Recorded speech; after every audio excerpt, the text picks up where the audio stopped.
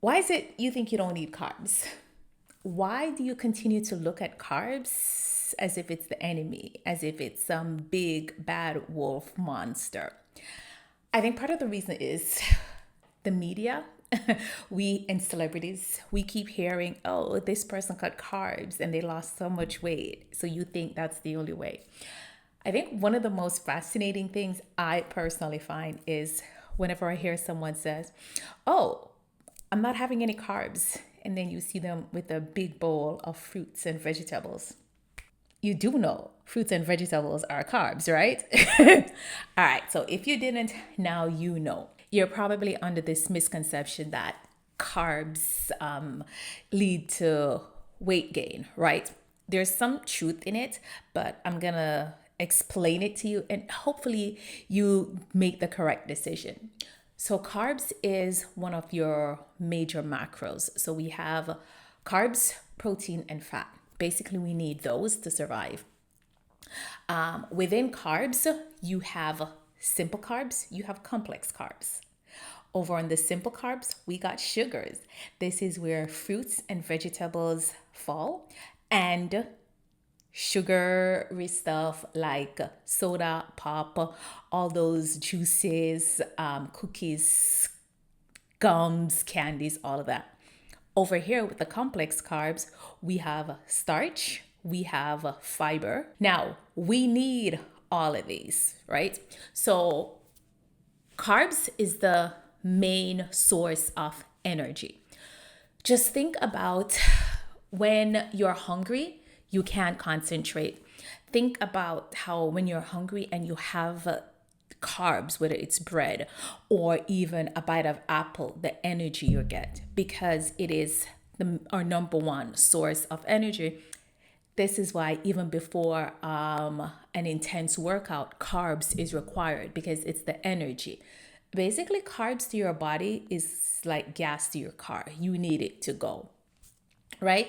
So, what has happened is carbs have gotten a bad name because a lot of the stuff that we associate getting fat, gaining fat, not just weight, gaining fat, especially around our midsection at this stage, usually comes from certain foods we eat, like in excess amount of pizza, pasta, bread, of course, baked goods, any type of baked goods, a lot of those.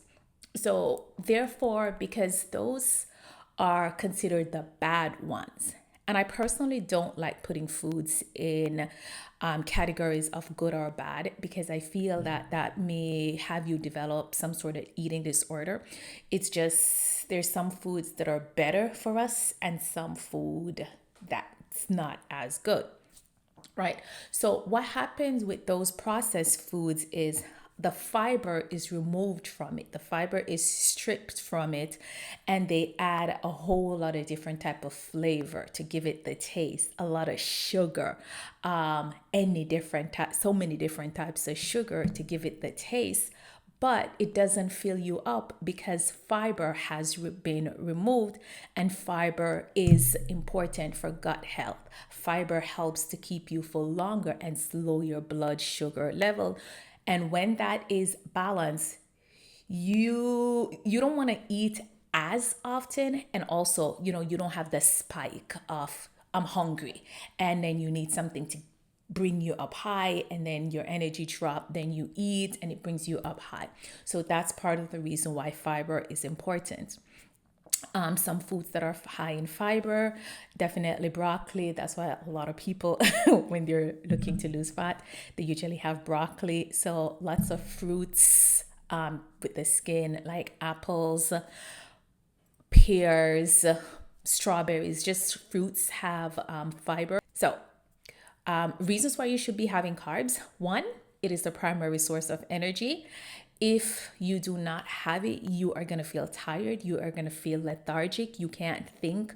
Your brain won't be able to function properly. And it does not matter what your job is, what you do need your brain. You need to be able to concentrate when you're writing, when you're driving, no matter what your job is. Carb is also protein sparing. So basically means that when you have enough carbs in your body, your muscles don't have to break down to start being used as energy. So I want you to think about it this way. If you already have muscles from working out and you're not getting enough protein, enough carbs, right?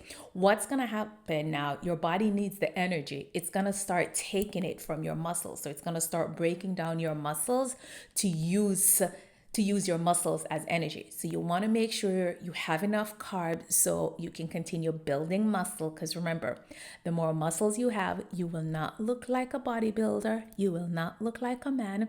You will have less body percent fat, and especially around the midsection. And the third reason you should definitely be having carbs is for the fiber. Fiber is very important.